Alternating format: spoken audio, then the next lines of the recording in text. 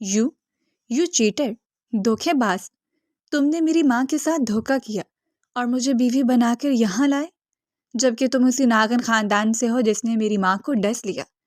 کمرے میں داخل ہوتے ہی اس نے شہریار کے سینے پر مکے برسائے تھے۔ وہ دل کھول کر مسکرایا تھا۔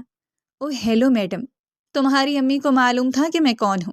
اب زیادہ میرا دماغ مت کھاؤ، تمہاری ٹیں ٹیں سے میرے سر میں درد ہو گیا ہے۔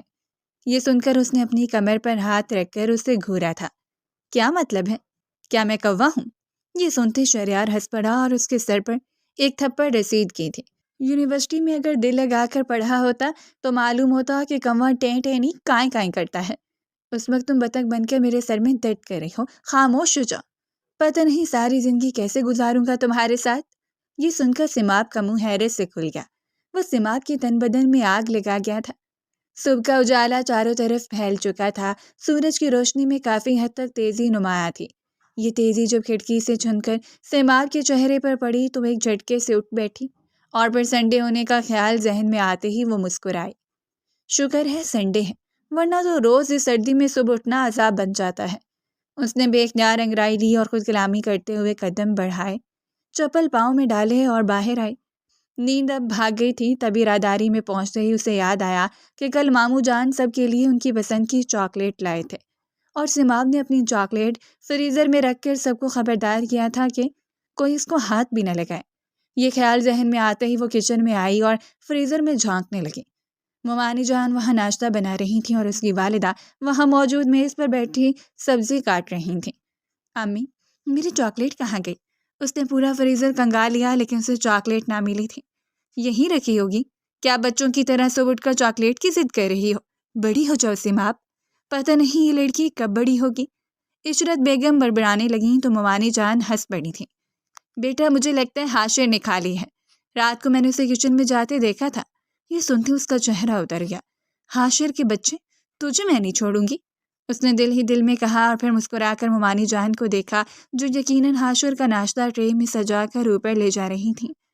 ممانی جان، میں لے جاؤں حاشر کے کمرے میں؟ اس نے کچھ اس معصومیت سے کہا کہ ممانی جان چند لمحے کے لیے حیران رہ گئیں۔ تم لے جاؤ گی؟ وہ جو ہل کر پانی تک نہ پیتی تھی اب اسے اس طرح مطالبہ کرتے دیکھا تو مسکرائی تھی۔ کیا ہو گیا ممانی جان، میں سب کچھ کر سکتی ہوں، بس آپ لوگ مجھ پر بھروسہ کریں۔ وہ مسکرائی، پھر ٹرے اٹھائی اور حاشر کے کمرے کی طرف مٹک مٹک کے چلنے لگے، لیکن اس نے پہلے اپنے کمرے کا رخ کیا تھا جہاں عشرت بیگم واش روم میں ہمیشہ فیبرک سافٹر رکھتی تھی جس سے کپڑوں میں اچھی خاصی خوشبو ہو جاتی۔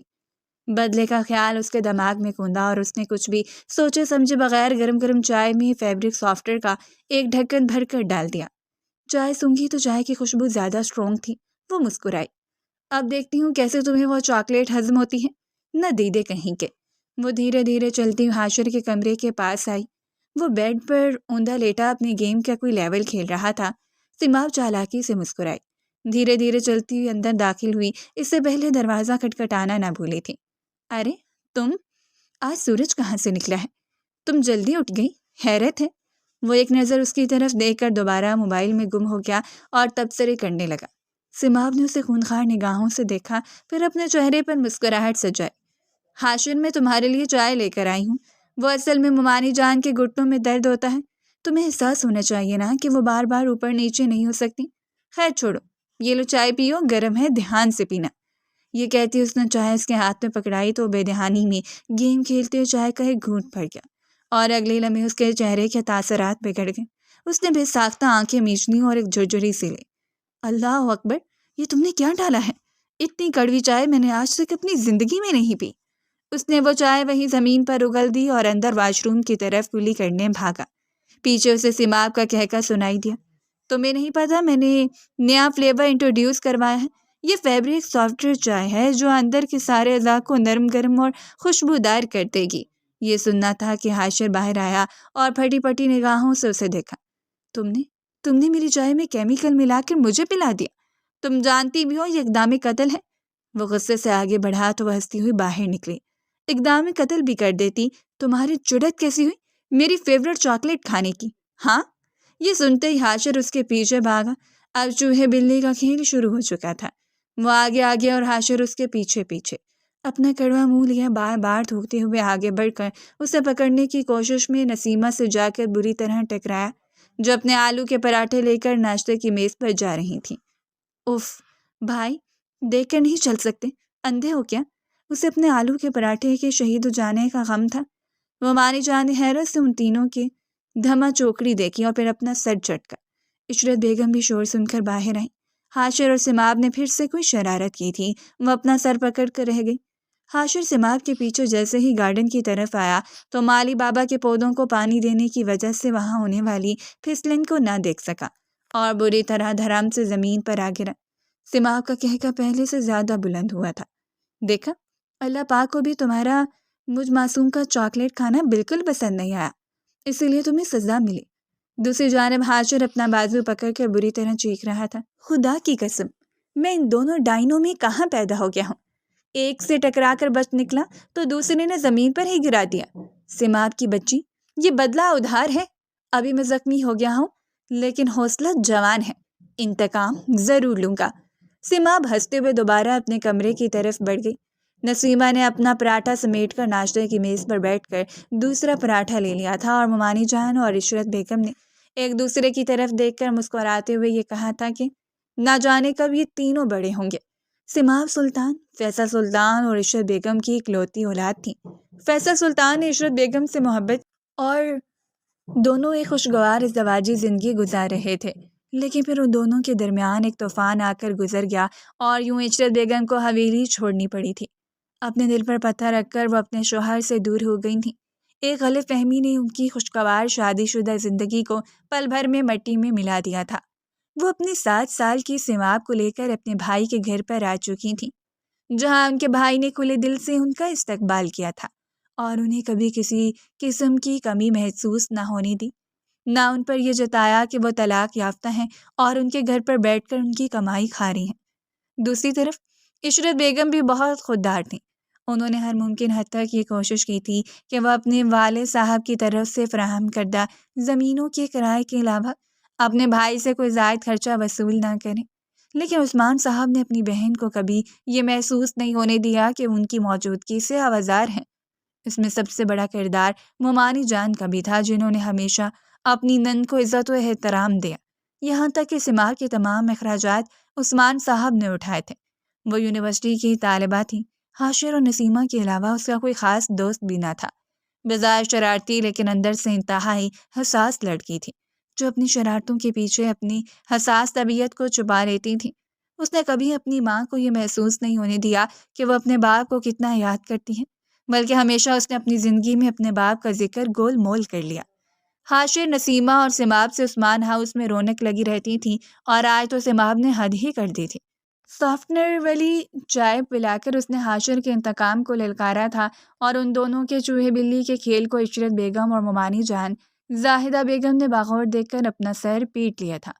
یہ لڑکی بھی نہ جانے کب بڑی ہوگی، وہ اس کی فکر کرنے لگی۔ بے فکری سے یہاں سے وہاں دوڑ کر حاشر سے چھپنے والی سماب یہ نہیں جانتی تھی کہ جلدی اس کی زندگی کی یہ رونقیں ختم ہونے والی ہیں اور اس کی زندگی میں ایک بڑا امتحان آنے والا ہے۔ آنے والے طوفان کی خاموشی سے وہ بے خبر تھی۔ اگلے دن کا سورج وہ خاموش طوفان لے آیا تھا۔ سماب جلدی جلدی آرام کی آواز سے اٹھ کر باہر آئی اور ناشتے کی میز سے سلائس اٹھا کر کترتے ہوئے تیزی سے باہر نکلی۔ تب اس کی والدہ نے اسے انتہائی نفیف سی آواز دی تو وہ وہیں ٹھہر گئی۔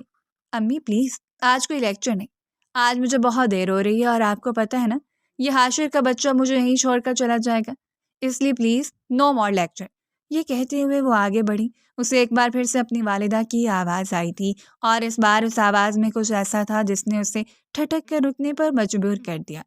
ایک جھٹکے سے وہ پیچھے مڑی اور یہ دیکھ کر حیران رہ گئی کہ اس کی والدہ وہیں صوفے پر گری، ایک ہاتھ دل پر رکھے دوسرے ہاتھ سے اسے اشارے سے اپنے پاس بلا کر کچھ کہنے کی کوشش میں تکلیف سے دوری ہو رہی تھیں۔ امی، سماب کے منہ سے بے ساختہ نکلا۔ بیگ وہیں گر گیا اور وہ فوراً سے دوڑتی ہوئی اپنی امی کی طرف آئی۔ حاشر، نسیمہ، ممانی جان، خدا کا واسطہ ہے، آئیں دیکھیں نا امی کو کیا ہو رہا ہے۔ وہ رو رو کر سب کو اکٹھا کرنے لگی۔ ممانی جان فوراً کچن سے دوڑ کر آئیں۔ حاشر بھی اس کے رونے اور چیخنے چلانے کی آواز سن کر پارچ سے سیدھا اندر کی طرف آیا۔ اس کے ہاتھ پاؤں پھول گئے۔ سما بری طرح رو رہی تھی۔ ممانی جان نے ہمت کرتے ہوئے حاشر کے ساتھ مل کر انہیں گاڑی میں بٹھایا اور پھر وہ سب انہیں ہسپتال لے کر بھاگے تھے۔ کیا ہو گیا امی کو؟ امی ٹھیک تو ہو جائیں گے نا؟ وہ بار بار ایک ہی بات کہے اس وقت انتہائی ٹوٹی ہوئی لگ رہی تھی۔ اس کی گہری سرمئی آنکھوں سے آنسو مسلسل بہہ رہے تھے۔ اسے اپنے اوپر غصہ آنے لگا کہ اس نے اپنی ماں کی پہلی آواز میں ہی پیچھے مڑ کر کیوں نہ دیکھا، اور اس بات پر وہ خود کو کتنی بار کوس چکی تھی۔ ہسپتال کے ٹھنڈے کوریڈور پر ٹہل ٹہل کر اس کے پاؤں چل ہو گئے۔ ڈاکٹر کو وارڈ سے باہر آتا دیکھ کر وہ سب ان کی طرف بڑھے۔ اب ان کی حالت خطرے سے باہر ہے۔ یہ سنتے ہی وہ بے چینی سے ان سے ملنے آگے بڑھی تو عثمان ماموں جان نے اس کا ہاتھ تھام لیا تھا۔ بیٹا تم یہیں ٹھہر جاؤ، تم مسلسل رو رہی ہو، تمہیں یوں روتا دیکھے گی تو عشرت بہت زیادہ گھبرا جائے گی، طبیعت اور بگڑ جائے گی۔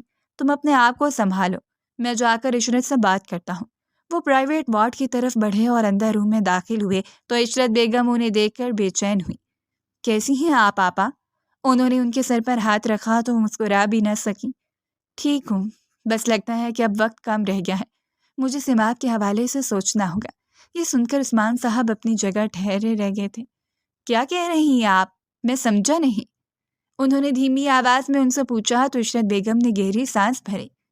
تم اب اسے بلوا ہی لو۔ یہ سن کر وہ اپنی جگہ حیران رہ گئے۔ یہ آپ کیسی باتیں کر رہی ہیں آپا؟ کیا آپ سچ میں یہ چاہتی ہیں؟ انہوں نے پہلی بار ان سے اختلاف کیا تھا۔ عشرت بیگم کی سانسیں پھول سی گئیں۔ ہاں میں یہی چاہتی ہوں کیونکہ مجھے لگتا ہے کہ میری سماعت کو اگر دشمنوں سے کوئی بچا سکتا ہے تو وہ وہی ہے۔ تم اس سے فون کرو، چاہے تو میری آخری خواہش سمجھ کر ہی فون کرو، لیکن کرو۔ عثمان صاحب تڑپ اٹھے تھے۔ آپا کیسی باتیں کرتی ہیں؟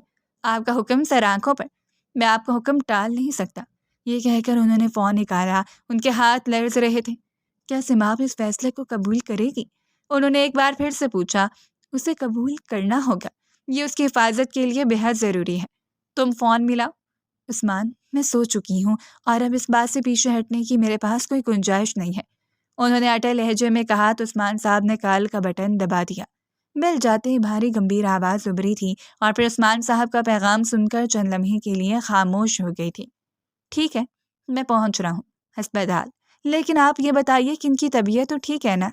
یہ سن کر عشرت بیگم ہلکا سا مسکرائیں۔ ٹھیک ہے طبیعت، بس تم آ جاؤ، انہوں نے نحیف سی آواز میں کہا تو دوسری جانب فون بند کر دیا گیا۔ عشرت بیگم کے چہرے پر پہلی بار ایک پرسکون مسکراہٹ پھیل گئی۔ کچھ دیر بعد اسپتال کی طویل راہداری میں بھاری قدموں کی جواب سنائی دی تھی۔ ایک اونچا لمبا وجود تیزی سے چلتا ہوا وارڈ نمبر 24 کے اندر داخل ہوا تو عشرت بیگم اسے دیکھ کر بیڈ پر بیٹھ گئیں اور مسکرائیں۔ السلام علیکم، کیسی ہیں؟ انہوں نے اس بات میں سر ہلایا۔ میں تو انتظار ہی کرتا رہا کہ آپ مجھے آواز دیں گی، لیکن آپ نے آواز دینا گوارا ہی نہ کیا، بہت دیر لگا دی۔ عشرت بیگم نے شفقت سے اس کے سر پر ہاتھ رکھا تو وہ مسکراتا ہوا وہیں بیٹھ گیا۔ ٹینشن مت لیا کریں، یہ تو زندگی کا حصہ ہے، اور ہاں آپ نے مجھے ہاں جس بھی کام کے لیے بلایا ہو حکم کریں، میں حاضر ہوں۔ بھاری روبدار آواز میں بلا کی تابداری اور فرما برداری تھی۔ عشرت بیگم کی آنکھیں دوبارہ سے جھلملانے لگیں تو وہ اپنی جگہ سے اٹھا اور ان کے آنسو صاف کرنے لگا۔ میری تم سے ایک ہی درخواست ہے، میری درخواست پوری کرو گے؟ ان کے لہجے میں بے پناہ غم چھپا ہوا تھا۔ آپ حکم کریں، بندہ حاضر ہے، جو کہیں گی ویسا ہی کروں گا۔ حکم تو کر کے دیکھیں۔ ہلکا سا تبسم اس کے چہرے پر بکھرا تو عشرت بیگم نے محبت سے اس کی طرف دیکھا۔ میری تم سے درخواست ہے کہ تم میری بیٹی کو اپنے نکاح میں لے لو۔ ایک تم ہی ہو جو اسے سنبھال سکتے ہو، اس کا خیال رکھ سکتے ہو، اور اس کے حوالے سے میں صرف تم پر بھروسہ کر سکتی ہوں۔ یہ سننا تھا کہ اپنی جگہ تھمسا گیا اور اگلے لمحے اس کے چہرے پر مسکراہٹ پھیل گئی۔ میں تیار ہوں۔ اس سے پہلے کہ وہ مزید کچھ کہتا کمرے کا دروازہ کھول کر سماعت اندر داخل ہوئی۔ امی، وہ دوڑ کر ان کے سینے سے جا لگی اور ان سے لپٹ کر بری طرح رو پڑی۔ میں ٹھیک ہوں میری بیٹی، انہوں نے شفقت سے اس کے بال سہلائے، لیکن وہ بری طرح ڈر گئی تھی۔ امی اگر آپ کو کچھ ہو جاتا نا تو میں بھی آپ کے ساتھ ہی مر جاتی۔ یہ سننا تھا کہ عشرت بیگم نے اس کے ہونٹوں پر ہاتھ رکھا۔ کیسی باتیں کرتی ہے جلدی کہیں کی؟ سماعت سیدھی ہوئی تو اسے کمرے میں کسی کی موجودگی کا احساس ہوا۔ اس نے مڑ کر دیکھا اور چند لمحے کے لیے وہ اپنی جگہ جم سی گئی۔ ترک شیروں کی طرح دکھنے والا وہ شاندار پرسنالٹی کا حامل اسے ہی گھور رہا تھا۔ سماعت کی پلکیں جھک سی گئیں۔ اس شخص کی گہری بھوری آنکھوں میں بے پناہ سوال تھے۔ اونچا لمبے قد کا حامل شخص، اس کے چہرے پر غرور ہی غرور تھا، آنکھوں میں شناسائی کی رمق تھی، اٹھی ہوئی ناک پر سرد مزاج چمک تھی، تراشیدہ داڑھی اور تراشیدہ جولائن اس کی خوبصورتی کو 4 چاند بخش رہے تھے۔ یہ کون ہے؟ ترکش ہیرو کی طرح دکھنے والا؟ وہ منہ ہی منہ میں بڑبڑائی، پھر سوالیہ نگاہوں سے اپنی والدہ کی طرف دیکھا تو وہ مسکرائی۔ اگلے ہی پل انہوں نے سماپ کا ہاتھ تھام لیا اور اس کی آنکھوں میں آنکھیں ڈال کر اسے ایک ایسی بات کہی تھی جسے سننے کے بعد اس کے پیروں تلے سے زمین نکل گئی تھی۔ میں تم سے آج کچھ مانگنا چاہتی ہوں۔ اس نے اپنے آبرو کٹھے کر کے اپنی ماں کو دیکھا۔ کیا کہہ رہی ہیں امی آپ ٹھیک ہو جائیں پھر مجھ سے کچھ بھی منواتے رہیے گا۔ وہ جاندار شخصیت کا مالک بھی ان کی گفتگو دلچسپی سے سننے لگا، لیکن اگلے ہی پل اسے اپنا آپ آکورڈ سا محسوس ہوا، اس لیے وہ دھیرے سے اٹھا۔ عشرت بیگم کی نظر اس پر پڑی تو اس نے آنکھوں ہی آنکھوں میں انہیں اشارہ کیا اور چھوٹے چھوٹے قدم اٹھاتا ہوا سماپ کو محسوس کروائے بغیر باہر نکل گیا۔ سماپ کی سوئی تو وہیں اٹکی ہوئی تھی۔ امی کیا کہنا چاہتی ہیں؟ بتائے نا۔ وہ حد درجہ حیران تھی۔ میں چاہتی ہوں بیٹا کہ تم نکاح کر لو۔ ہیں؟ سماپ اپنی جگہ اچھل پڑی۔ امی آپ کی طبیعت ٹھیک نہیں ہے، آپ آرام کریں۔ آپ کیسی باتیں کر رہی ہیں؟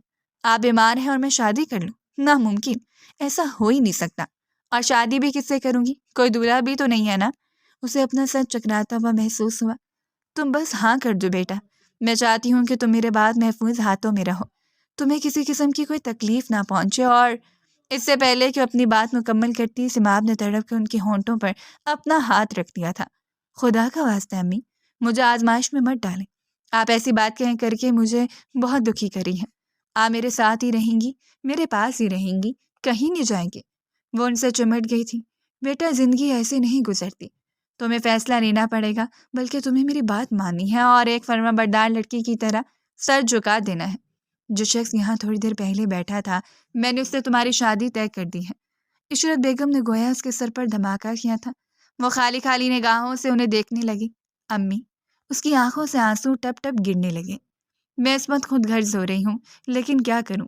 ایک ماں اپنے بچوں کے حوالے سے خود غرضی ہوتی ہے۔ ان کی آنکھوں سے آنسو برسنے لگے۔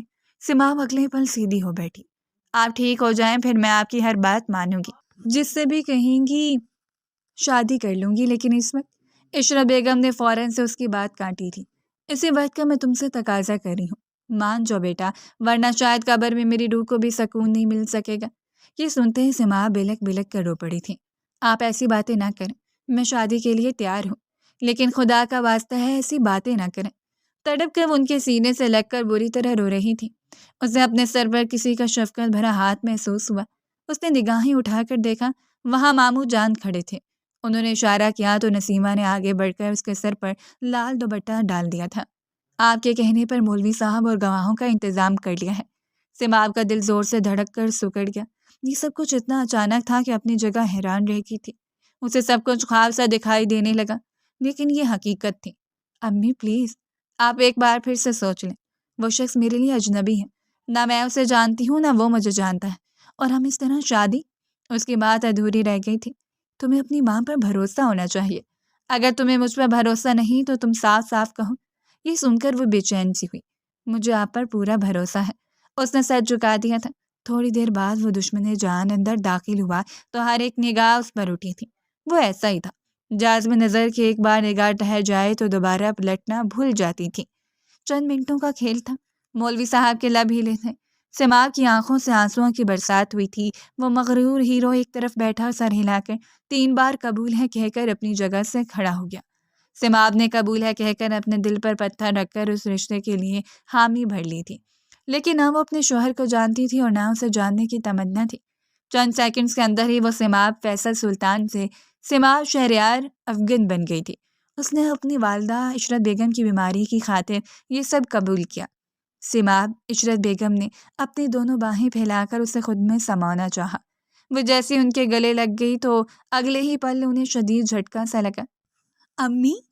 سماپ کی چیخ پورے وارڈ میں گونجی تھی۔ تمام لوگ آگے بڑھے، لیکن عشرت بیگم کے دل پر بے حد دباؤ پڑا تھا۔ انہوں نے اپنے دونوں ہاتھوں سے اپنے سینے کو دبا کر تکلیف کم کرنے کی کوشش کی، لیکن وہ بری طرح ناکام ہوئی تھی۔ ڈاکٹرز! شہریار تیزی سے اندر آیا۔ وہ ان کے پاس کھڑا زوردار انداز میں چلایا اور پھر تیزی سے باہر بھاگا۔ عثمان صاحب اس کے پیچھے نکلے تھے۔ سماپ وہیں ان کے سینے سے لگ گئی تھی۔ ڈاکٹرز نے بڑی مشکل سے اسے دور کیا تھا۔ ہمیں انہیں ICU میں شفٹ کرنا پڑے گا۔ ہمیں لگتا ہے کہ یہ کوما میں چلی گئی ہیں۔ یہ سنتے وہ وہیں زمین پر بیٹھتی چلی گئی تھی۔ آنکھوں کے آگے سارے منظر دھندلا سے گئے اور اگلے ہی پل وہ بے ہوش ہو کر زمین پر گر پڑی تھی۔ بند ہوتی آنکھوں سے جو آخری منظر اس نے دیکھا تھا وہ یہ تھا کہ ڈاکٹر اور نرسز کی ٹیم چلا چلا کر مریض کو ICU میں شفٹ کرنے کا کہہ رہی تھی، وینٹیلیٹر پر ڈالیں گے۔ یہ آواز اسے سنائی دی تھی۔ اگلے لمحے ایک مہربان سے ہاتھوں نے اسے تھام لیا تھا اور پھر سے کچھ بھی ہوش نہیں رہا تھا۔ پرندوں کی خوبصورت چہچہاہٹ سے اس کی آنکھ کھلی تھی۔ اس نے مندی مندی آنکھوں سے دیکھا تو صبح کی روشنی نے اسے انہونی کی نوید سنائی تھی۔ وہ جھٹکے سے اپنے بیڈ سے اٹھی۔ اسے بہت سے لوگوں کے رونے اور بین کرنے کی آواز آ رہی تھی۔ یہ کیا ہو رہا ہے؟ وہ لڑکھڑاتے ہوئے آگے بڑھی اور کمرے کا دروازہ کھولا تو نسیمہ وہاں تمام خواتین کے بیچ بیٹھی بری طرح سے آنسو بہا رہی تھی۔ پاگل ہے کیا؟ اتنا کون روتا ہے؟ اور یہ سب رو کیوں رہے ہیں؟ وہ فوراً سے آگے آئی تو اسے ماموں جان اور حاشر بھی ایک کونے میں کھڑے دکھائی دیے اور تب نظریں پلٹ کر ہال کے بیچوں بیچ جم گئی تھی جہاں ڈولی میں اس کی ماں کی میت رکھی ہوئی تھی۔ سماب کا منہ کھلا رہ گیا تھا۔ ممانی جان، یہ کیا ہو رہا ہے؟ اس کا ذہن قبول کرنے سے انکاری تھا۔ زاہدہ بیگم نے آگے بڑھ کر اسے گلے سے لگایا تھا۔ عشرت باجی اس دنیا میں نہیں رہی۔ سماب وہیں زمین پر بیٹھتی چلی گئی۔ کیسی باتیں کر رہی ہیں آپ؟ اس نے ان کا ہاتھ جھٹکا۔ امی ہاسپٹل میں ہے، یہ کوئی اور ہے، آپ سمجھتی کیوں نہیں ہیں؟ وہ چلائی تھی۔ نسیمہ نے آگے بڑھ کر اسے سنبھالا تھا۔ اس کے ہونٹ بری طرح کپکپائے تھے، آنکھوں سے آنسو بہہ رہے تھے، ہاتھوں میں بری طرح کپکپاہٹ تھی۔ وہ فوراً سے کھڑی ہوئی اور آگے آئے۔ حاشر نے نم آنکھوں سے کلمہ شہادت بلند کیا۔ مردوں نے ان کی ڈولی کو کندھے پر ڈالا۔ ماموں رک جائے، کیا کر رہے ہیں؟ امی زندہ ہیں، آپ کیوں لے جا رہے ہیں؟ امی کو اس طرح مت لے جائیے، میں مر جاؤں گی، میں سچ میں مر ہی تو گئی ہوں۔ وہ اس قدر پرزور انداز میں بیان کرنے لگی کہ وہاں موجود ہر آنکھ اشکبار ہو گئی تھی۔ اس نے اپنے دونوں ہاتھوں سے زمین کو پیٹا تھا۔ نسیمہ نے اسے اپنے سینے سے لگا لیا تھا۔ ہوش کرو سیما، دعا کرو ان کے لیے، دعائے مغفرت کرو، اس طرح بین نہیں ڈالتے۔ نسیمہ نے اسے زبردستی پانی پلایا تھا اور پھر اس دن کے بعد سے سماب کو ایک چپ لگ گئی تھی۔ آنسو اس کی پلکوں پر ٹھہر سے جاتے اور عشا بیگم کی یاد نے اس کے دل میں ایک خلا سا پیدا کر دیا تھا۔ وہ خلا جسے چاہ کر بھی حاشر اور نسیمہ بھی نہیں بھر سکے تھے۔ ان کی موت کو ایک ہفتہ ہو چکا تھا اور وہ بالکل چپ ہو کر رہ گئی تھی۔ لان میں بیٹھی سماب کو آنسو بہاتے دیکھ کر حاشر اس کے پاس آیا تھا۔ سماب، یہ دیکھو، یہ چاکلیٹ کیسی ہے؟ تمہیں پسند ہے؟ میں اور لے آؤں؟ اس نے بہت سی چاکلیٹس اس کے سامنے رکھی لیکن سماب نے ایک نظر اٹھا کر حاشر کو نہ دیکھا تھا۔ بہلانے کی کوشش مت کرو، اب کبھی نہیں بہلوں گی، اب دنیا کی کوئی چیز مجھے خوش نہیں کر سکتی۔ یہ کہہ کر وہ منہ پر ہاتھ رکھ کر روتے ہوئے اپنے کمرے کی طرف بڑھ گئی تھی اور حاشر افسوس سے اسے اندر جاتا دیکھتا رہ گیا تھا۔ دن گزرنے لگے تھے۔ حاشر اور نسیمہ نے کافی حد تک اس سے دوبارہ زندگی کی طرف لوٹنے میں مدد دی تھی۔ وہ اسے اکثر لے کر آؤٹنگ پر نکل جاتے جہاں وہ گھنٹوں خاموش رہتی، لیکن واپسی میں ان کی کسی بات پر ہنس کر واپس آتی تھی۔ یہ ان کے لیے بڑی کامیابی تھی۔ ایسی ایک سر شام تھی، سماب اپنے موبائل پر اپنا رزلٹ دیکھنے میں مصروف تھی جب نسیمہ دھپ سے اس کے برابر میں آ کر بیٹھی۔ موسم کتنا اچھا ہے، کہیں چلتے ہیں یار؟ اس نے حاشر کو اشارہ کیا۔ ہاں کیوں نہیں، ضرور نکلنا چاہیے، حاشر نے تائید کی۔ سماب نے ان دونوں کو دیکھ کر نفی میں سر ہلایا۔ مجھے کہیں نہیں جانا، مجھے بہت تھکن ہو رہی ہے۔ یہ کہہ کر وہ جانے لگی تو ایک دم سے بیل کی آواز آئی تھی۔ حاشر اور نسیمہ نے فوراً سے موبائل جھپٹ کر اٹھا لیا اور یوں ظاہر کیا جیسے وہ بہرے ہوں۔ ہاں خوب سمجھتی ہوں، تم دونوں کی ملی بھگت۔ میں شریف کیا ہوئی، تم لوگ بدماش ہو گئے۔ دروازہ کھول کر آؤ، پھر حساب لیتی ہوں، نکمے کہیں کے۔ وہ بڑبڑاتے ہوئے آگے بڑھی اور دروازہ کھول کر جیسے سامنے کی طرف نگاہیں اٹھائیں تو اپنی جگہ ٹھہر سی گئی۔ اس کے دل کی دھڑکن حد سے بڑھ گئی۔ آپ اس وقت؟ اس کے ہونٹوں میں لرزش ہوئی۔ جی میں، اس وقت ضروری کام ہے، بلکہ بہت ہی زیادہ ضروری کام ہے۔ اندر آ سکتا ہوں؟ اجازت ہے تو؟ وہ ٹھہر ٹھہر کر کہتے ہوئے اسے غور سے دیکھنے لگا۔ سماب ایک جھٹکے سے ہوش میں آئی اور دروازے سے ہٹ کر اسے راستہ دیا۔ ماموں جان نے بھی اسے اندر آتے دیکھ لیا تھا اور اپنی جگہ حیران رہ گئے تھے۔ السلام علیکم انکل، کیسے ہیں آپ؟ عثمان صاحب نے فوراً سے وعلیکم السلام کہہ کر اسے بیٹھنے کا اشارہ کیا تو سماب کچن میں چلی آئی۔ اس کا دل سینہ پھلانگنے کی حد تک دھڑک رہا تھا۔ نسیمہ نے ایک کونی مار کر اسے اشارہ کیا تو اس نے گھور کر اسے دیکھا۔ میں اپنی امانت واپس لینے آیا ہوں۔ یہ سننا تھا کہ حاشر نے اپنے بابا کی طرف دیکھا۔ امانت؟ کیسی امانت؟ یہ سن کر وہ ترکش ہیرو بری طرح مسکرایا۔ میں سماپ کو لینے آیا ہوں، وہ میری بیوی ہے اور میں اس کی رخصتی چاہتا ہوں۔ آپ اس کے بڑے ہیں، آپ کی اجازت ضروری ہے، ورنہ نکاح تو ہو ہی چکا ہے۔ اس کا لہجہ عجیب دھمکی آمیز محسوس ہوا تو سماپ نے غصے سے کچن کی سلیب مکہ بنا کر مارا تھا۔ آیا بڑا حق جتانے والا، پورے 3 مہینے تک کہاں غائب تھا؟ اس نے سینے پر بازو لپیٹ کر مزید کان لگا کر ان کی گفتگو سننے کی کوشش کی۔ بیٹا تم حق پر ہو، لیکن میں سماپ کی خواہش کے بغیر کوئی بھی قدم نہیں اٹھا سکتا۔ میں اسے پوچھ کر جواب دوں گا۔ یہ سننا تھا کہ آگے کی طرح جھکا اور عثمان صاحب کی آنکھوں میں جھانکا۔ انکل میں اسے آج ہی لینے آیا ہوں، آپ اسے اطلاع دے دیجیے، میں یہاں ویٹ کر لیتا ہوں۔ ممانی جان نے حیران کن نگاہ سے عثمان صاحب کی طرف دیکھا تو انہوں نے اسے آنکھوں ہی آنکھوں میں سماپ کو بلانے کا اشارہ کیا تھا۔ سماپ اپنی جگہ جم سی گئی۔ ماموں جان، وہ کچن سے نکل کر دھیرے دھیرے چلتی ان کے پاس آئی۔ اس نے ایک نظر شہریار پر ڈالی جس کے ماتھے پر بل تھے۔ میں یہ رخصتی نہیں کرنا چاہتی، انفیکٹ میں ان کے ساتھ جانا ہی نہیں چاہتی، کبھی بھی نہیں۔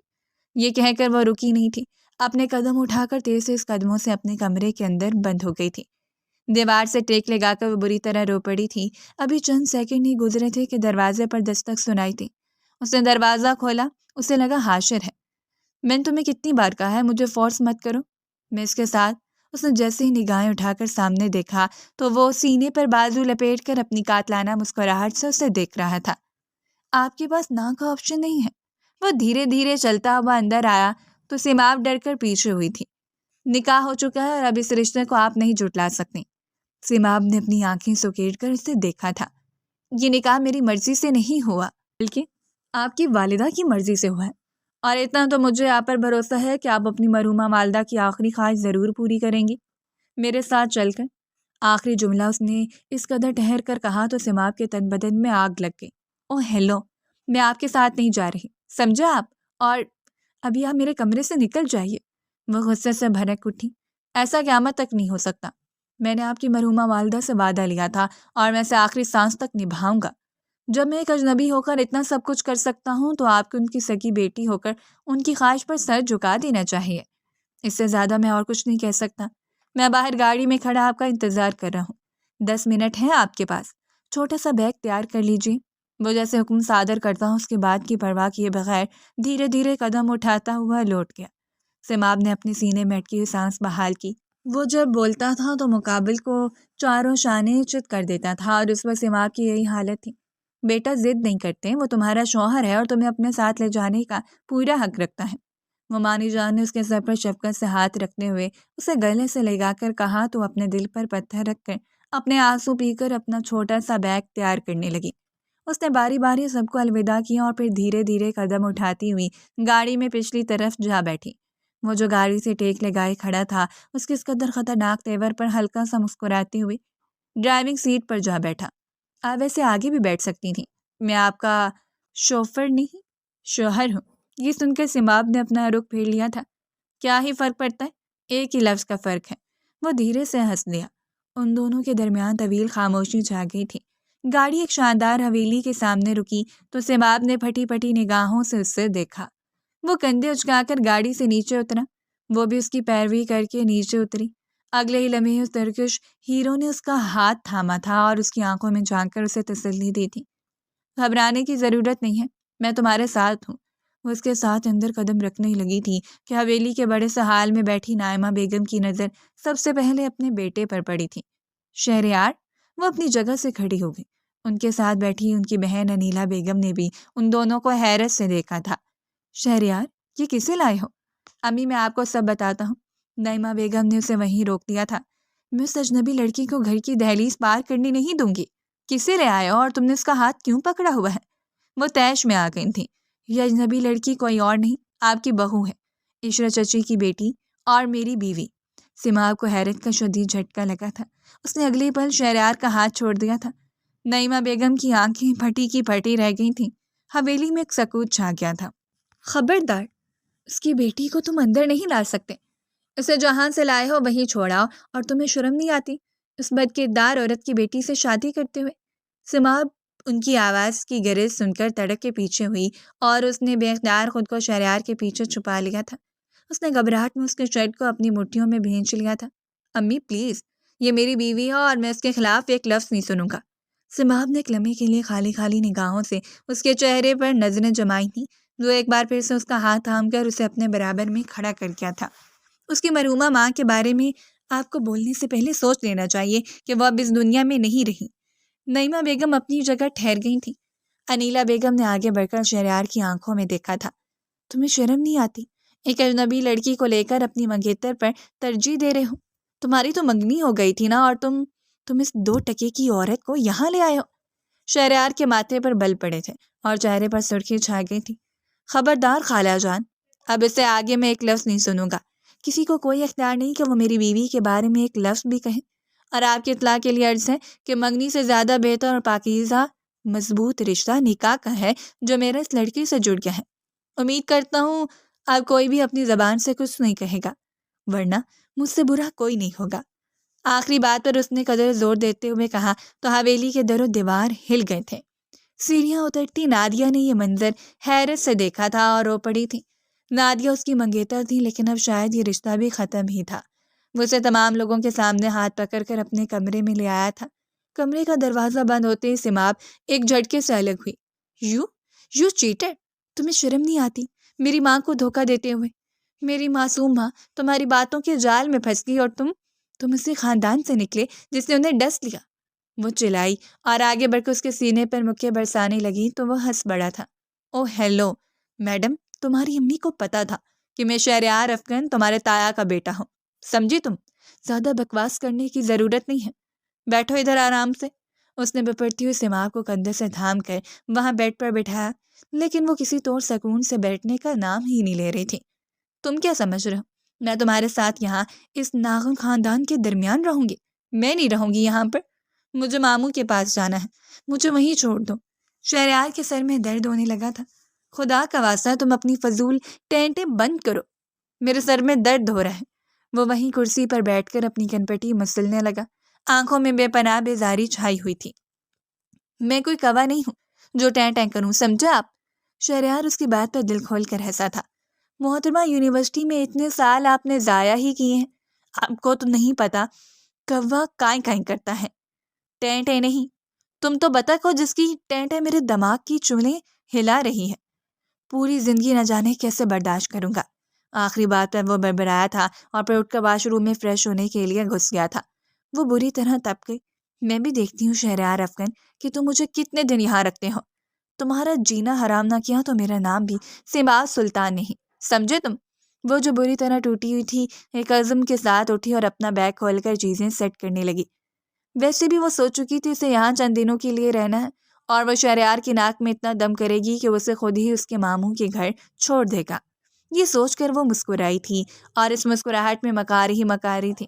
وہ دونوں ایک ہی چھت تلے کسی اجنبی کی طرح زندگی کا آغاز کر چکے تھے۔ شہریار افغان اس کی پرائیویسی کا خیال رکھتے ہوئے رات کے 12 بجے کمرے سے نکل جاتا۔ سماب اس وقت گہرا سانس بھر کے اپنی ماں کو یاد کر کے رو پڑتی تھی۔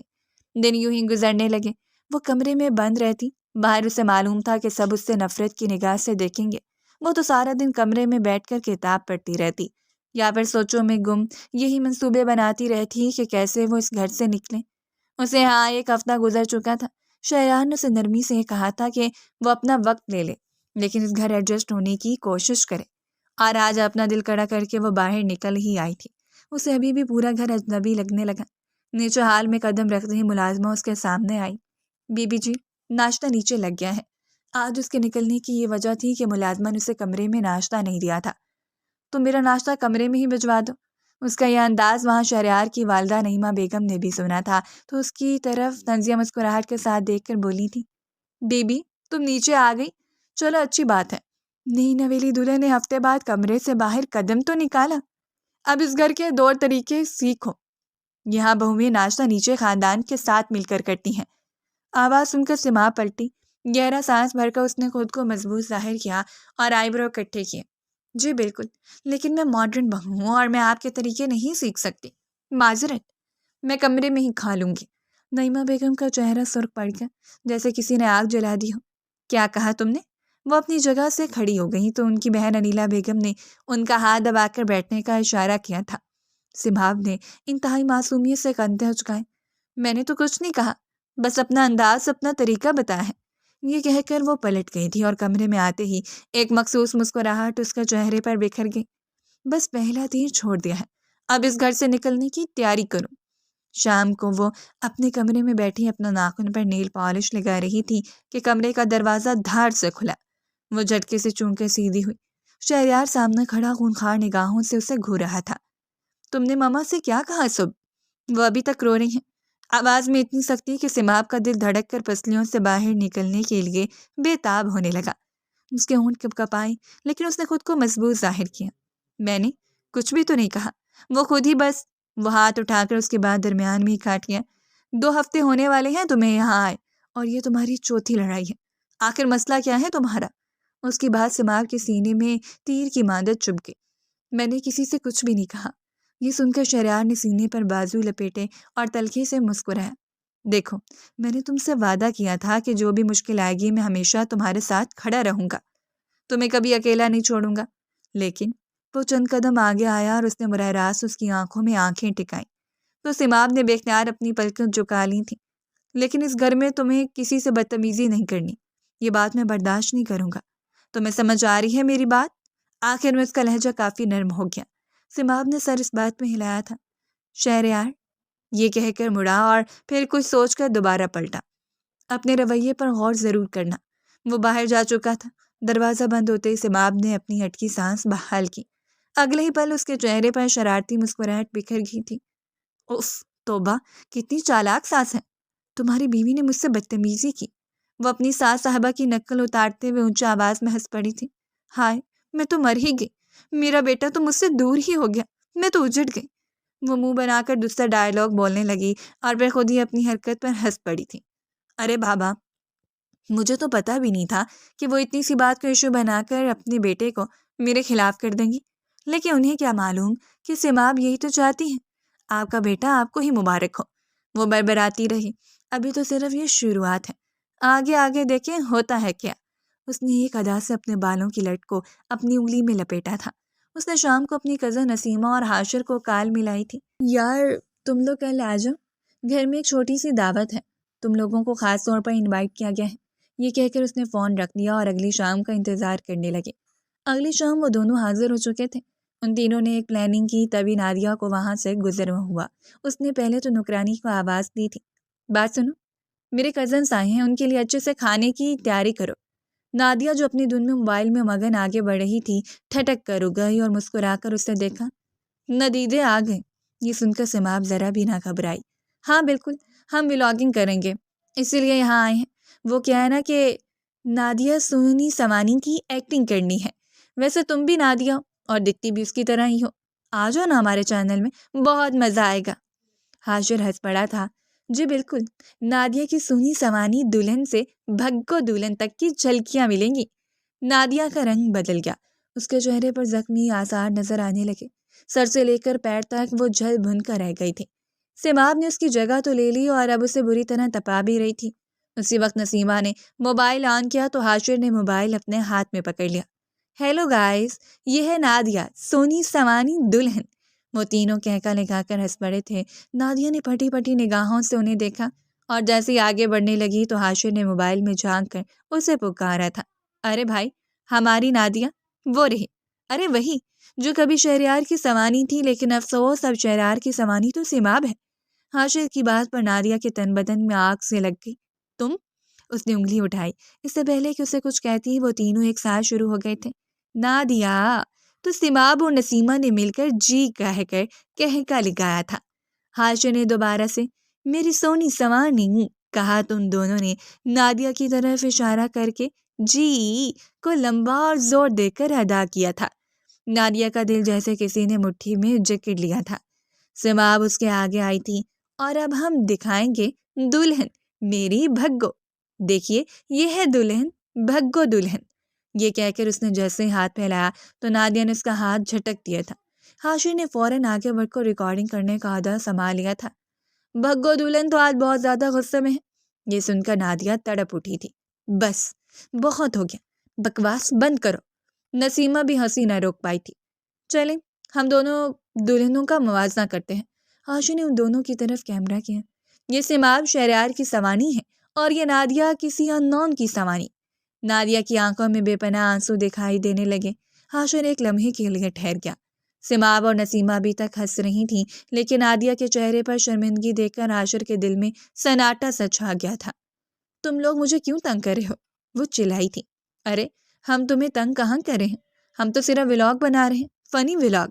نادیہ کی آنکھ سے آنسو ٹپک گیا تھا۔ شہریار میرا تھا، اس نے سماب کی آنکھوں میں دیکھ کر کہا تو سماب نے آنکھیں سوکیٹ کر اسے دیکھا۔ تمہارا تھا، اب نہیں ہے، اب صرف میرا ہے، سمجھی تم؟ یہ جملہ نادیہ کے دل پر آخری ضرب ثابت ہوا۔ وہ تیزی سے منہ پر ہاتھ رکھ کر روتے آگے بڑھ گئی۔ یار واقعی اس بیچاری کو رلا دیا، اچھا نہیں لگا مجھے۔ حاشر نے موبائل وہیں رکھ دیا تھا۔ نادیہ یہ بات برداشت نہ کر سکی، وہ روتی سیدھی نعیمہ بیگم کے پاس جا پہنچی۔ آنٹی، میں یہاں یہ سب برداشت کرنے کے لیے نہیں آئی، یہ لڑکی حد سے زیادہ بدتمیز ہے، اس نے آج اپنی حد پار کر دی ہے، اسے سبق سکھانا ہوگا۔ شہریار کی ماں نے مسکراتے ہوئے اپنے چہرے پر سختی طاری کر لی۔ میں دیکھتی ہوں اسے۔ وہ جیسے لاؤنج میں آئیں تو سماب ان دونوں کے ساتھ ہنسی مذاق کر رہی تھی۔ اس سے پہلے کہ وہ سنبھلتی، نعیمہ بیگم آگے بڑھی اور ان کا ہاتھ غصے میں سماب پر اٹھا اور سیدھا اس کے گال پر جا پڑا۔ اندر داخل ہوتے شہریار افغان نے یہ سارا منظر اپنی آنکھوں سے دیکھا تھا۔ کمرے میں ایک لمحے کے لیے مکمل طور پر خاموشی چھا گئی تھی۔ سماب کا چہرہ ایک جھٹکے سے سائڈ کی طرف ہو گیا، اس کی آنکھوں میں حیرانی، تکلیف اور توہین کا احساس ابھرا۔ حاشر اور نسیمہ کے منہ بھی کھلے رہ گئے، وہ دونوں افسوس سے سر جھٹک کر واپس پلٹ گئے تھے۔ امی، یہ کیا کیا آپ نے؟ شہریار کی گرجدار آواز گونجی۔ وہ سب دیکھ چکا تھا۔ سماب اپنے منہ پر ہاتھ رکھ کر روتے کمرے میں بند ہو گئی تھی۔ وہی جو مجھے بہت پہلے کر دینا چاہیے، یہ لڑکی حد سے زیادہ بدتمیز ہے۔ شہریار نے اپنی آنکھیں میچ لی تھیں۔ امی، آپ کو اسے مارنے کا بالکل بھی حق نہیں ہے، چاہے وہ کتنی بدتمیزی کیوں نہ کر لے، میں ہوں نا، مجھے کہا کریں۔ یہ کہہ کر وہ بجلی کی سی تیزی سے اس کے پیچھے دوڑا تھا۔ کمرے کا دروازہ کھلا تو ہلکی مدھم لائٹ جل رہی تھی۔ سماب بستر پر بیٹھی تھی، آنکھیں سوجی ہوئی تھی، رخسار پر تھپڑ کا نشان ابھی تک چمک رہا تھا۔ سماب، اس نے دروازہ بند کرتے ہی اسے پکارا، آواز میں بے حد نرمی تھی۔ سماب نے فوراً سے منہ پھیر دیا تھا۔ مجھے کچھ نہیں سننا، چلی جائیے یہاں سے۔ وہ حد درجہ دکھی دکھائی دینے لگی، لیکن شہریار اس کی بات سنی انسنی کرتے ہوئے اس کے پاس بیٹھ گیا۔ ادھر دیکھو میری طرف۔ نہیں دیکھنا، سماب کی جلی کٹی آواز آئی۔ دیکھو، میں نے تم سے وعدہ کیا تھا نا کہ تمہاری ہر تکلیف میں میں تمہارے ساتھ کھڑا ہوں گا۔ سماب نے ایک نظر اسے دیکھا تو اس کی آنکھوں سے ایک موٹا آنسو بہہ کر نکل کے شہریار کے ہاتھ میں جذب ہو گیا۔ اس نے پہلی بار آہستگی سے اس کی ڈھوری پکڑ کر اس کا رخ اپنی طرف کیا اور محبت سے اس کے گال پر انگلی پھیری تو سماب ایک لمحے کے لیے ٹھہر گئی۔ شہریار کی آنکھوں میں چمکتی محبت دیکھ کر اس کا دل زور سے دھڑکا اور نگاہیں خود بخود جھک سی گئی۔ تم نے شرارت کی، ٹھیک ہے، لیکن میں جانتا ہوں کہ کسی کو بھی حق نہیں تم پر ہاتھ اٹھائے، چاہے وہ میری ماں ہی کیوں نہ ہو۔ سماب کے لب لرزے، وہ ہچکیاں لے کر رو پڑی۔ میں تو بس تھوڑا سا مذاق، مجھے پتا ہے۔ اس نے نرمی سے اس کے ہاتھوں کو اپنے ہاتھوں میں لیا تھا۔ تمہاری یہ شرارتیں اچھی ہیں، لیکن یہ صرف مجھے اچھی لگتی ہیں، یہ دوسروں کو تکلیف دیں گی۔ میں نے تمہیں پہلے بھی سمجھایا تھا۔ سماب سر جھکا کر اس کی بات سننے گئی۔ ایک لمحہ خاموشی کا ان کے درمیان نہ ٹھہرا تھا، سانسوں کی آوازیں ایک دوسرے میں مدغم ہونے لگیں۔ اس نے آہستہ سے سماب کو کمر سے کھینچ کر اپنے قریب کیا تھا اور پھر اپنے دہکتے لب اس کے ماتھے پہ رکھے تو سماب سسک اٹھی تھی۔ شہریار نے اس کے ہونٹوں پر انگلی رکھی۔ بس میں ہوں نا؟ اس کی بھوری آنکھوں میں محبت کے بے پناہ جذبے چھپے ہوئے تھے۔ پہلی بار سماب کو شہریار اچھا لگا تھا۔ میں نے کچھ غلط نہیں کیا، وہ اپنی بات پر قائم تھی۔ اٹس اوکے جانم، مجھے پتا ہے، جانتا ہوں میں۔ اس کے کان کے قریب جھک کر سرگوشی کرنے لگا۔ آج کے بعد یہ سب نہیں ہوگا، میں وعدہ کرتا ہوں۔ سماب نے سسکتے ہوئے اس کی شرٹ کو اپنی مٹھیوں میں جکڑ لیا تھا۔ اگلے ہی پل شہریار نے اسے اپنی سینے سے لگا لیا تھا۔ وہ خود کو روک نہ سکا تھا۔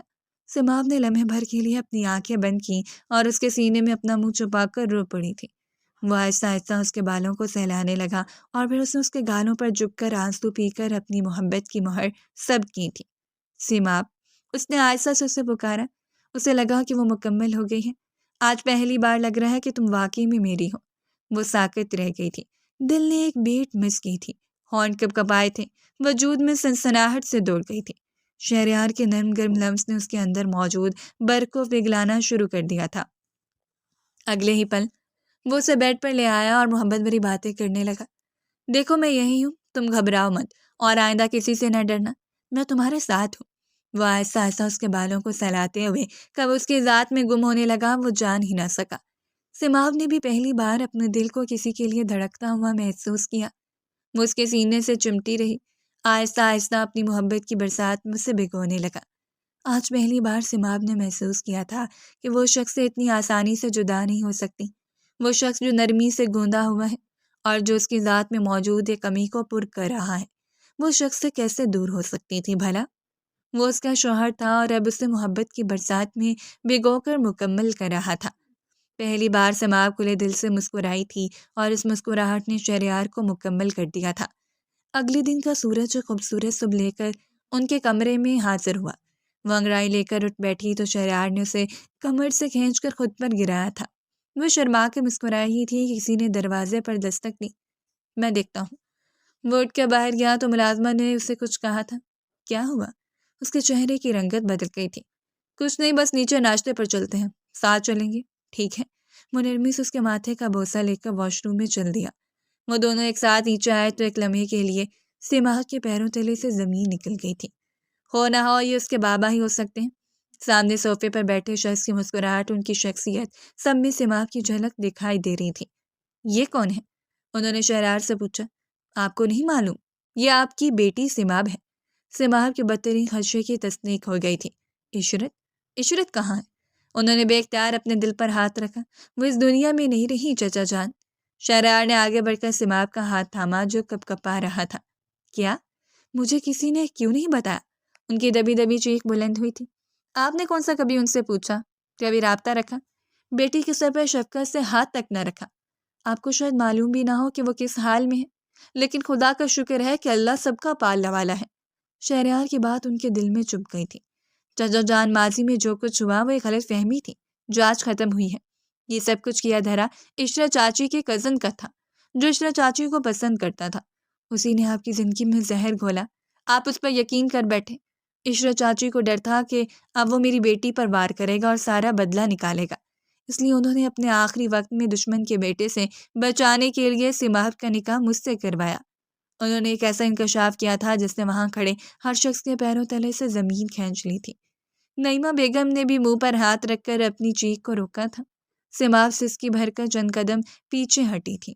انہوں نے جیسے ہی آگے بڑھ کر اس کے سر پر ہاتھ رکھنا چاہا تو سماح ان کا ہاتھ جھٹک دیا تھا۔ آپ یہاں کب کا کھو چکے ہیں؟ یہ کہہ کر وہ شہریار کا ہاتھ چھڑا کر روتے اپنے کمرے میں بند ہو گئی تھی۔ سلطان فیصل صاحب وہیں صوفے پر ڈھہ سک گئے تھے۔ حوصلہ رکھیں چچا جان، وہ سمجھ جائے گی، وہ ابھی مشکل میں ہے۔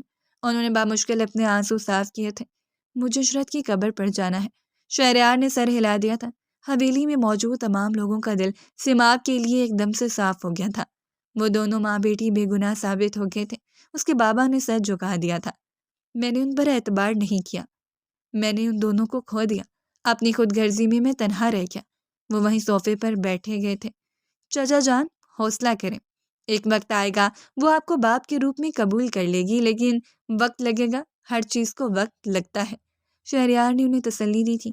وہ بالکل ٹوٹ چکے تھے۔ ان کا غرور، پچھتاوا، سب کچھ خاک میں مل گیا۔ آج کافی دنوں بعد وہ کچن میں کھڑی شہریار کے لیے چائے بنا رہی تھی۔ پچھلے کچھ ہفتوں سے اسے شدید چکر آ رہے تھے مگر وہ انجان بنی رہی۔ تھکن ہوگی بس، اس نے خود سے کہا تھا۔ زندگی اب حسین نہیں تو خوشگوار ضرور ہو گئی تھی، لیکن آج اس کے دل کی حالت کچھ عجیب ہی تھی۔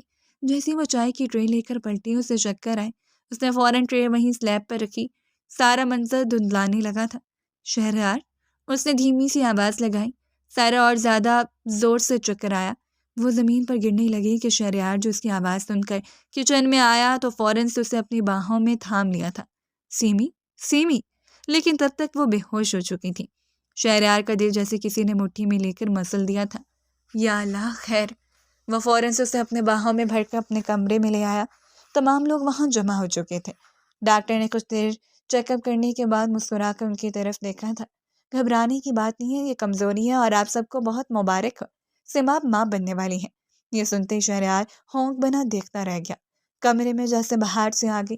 اگلی پل اس نے مسکراتے ہوئے فوراً سے آنکھیں بند کر کے سجدہ شکر ادا کیا تھا۔